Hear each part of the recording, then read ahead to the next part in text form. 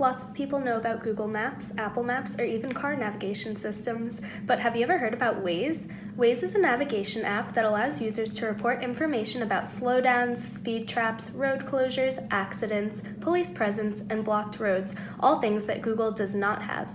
These features allow Waze to update suggested routes in real time. Say I want to take a drive from West Quad to the MLB. I set my destination, and it gives directions like any other navigation system. However, if you look a little closer, it shows the location of police officers, traffic, and other users. You see there's traffic here because it's orange. The average is about 7 miles per hour. And you can see other Waze users. Here's one. And it said this Wazer joined 3 years ago and is currently going less than 10 miles per hour. These features are what caused Google to buy Waze for $966 million in 2013, according to the CBS News article, "Police Say Waze Cop Tracker is Threat to Officers." Google recognizes that all of these features help create a culture of user engagement that Google Maps does not have, and this gives them more network-making power, which is power possessed by those who can connect people and flow information, according to Dana Boyd in her article, "Whether the Digital Era Improves Society is Up to Its Users." In Peter Cohen's article, "4 Reasons Why Google Bought Waze," he says how the most dedicated fans can also edit the maps directly to improve their accuracy, and this type of interaction can be really beneficial to all. Annie Palmer reports that a Waze spokesperson said that highlighting police presence promotes road safety because drivers tend to drive more carefully and obey traffic laws when they're aware of nearby police, and informing drivers about upcoming speed traps allows them to be more careful and make safer decisions when they're on the road. This supports the idea of radical transparency. What Waze is trying to do with these features is create an information utopia. By making an app that lets all users connect and share knowledge, this creates an environment where information is free and accessible to all. These are all qualities of an information utopia. In Cliff Lampy's TED Talk, "Is Social Media Good for You?" he argues how a positive aspect of social media is that it creates a community that allows people to interact on various levels. It creates a network around user engagement, opening conversation. This relates to Waze because their goal is to connect more people and make more information readily available for everyone, which is what Lampy calls visibility. Waze has good visibility as the information is displayed right on the screen where everyone can see it. He also talks about persistence or archivability, which means that content is visible and searchable for a period of time. This is also true of Waze, as anyone can see and edit to the reports. If someone is on a highway and marks a policeman, but another person drives by that spot 10 minutes later and he's gone, that person has the ability to say that the policeman is no longer there and remove him from the map. Until then, however, the policeman will remain visible to all. While ideally the features on Waze are an effort to create an information utopia, in my opinion, it actually creates an information dystopia, the opposite of a utopia. This is when the information available turns into a violation of privacy or leads to information overload.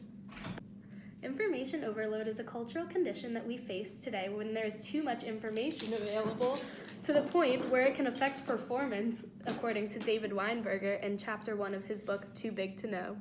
Waze, although a useful tool, is actually more so an information dystopia because it violates privacy of both the users and the police exposed on the map, as well as creating an issue of information overload and divided attention, both of which pose physical threats to anyone on the roads. Police in Southern California believe that Waze could put officers' lives in danger of potential police killers who can find where the police are parked.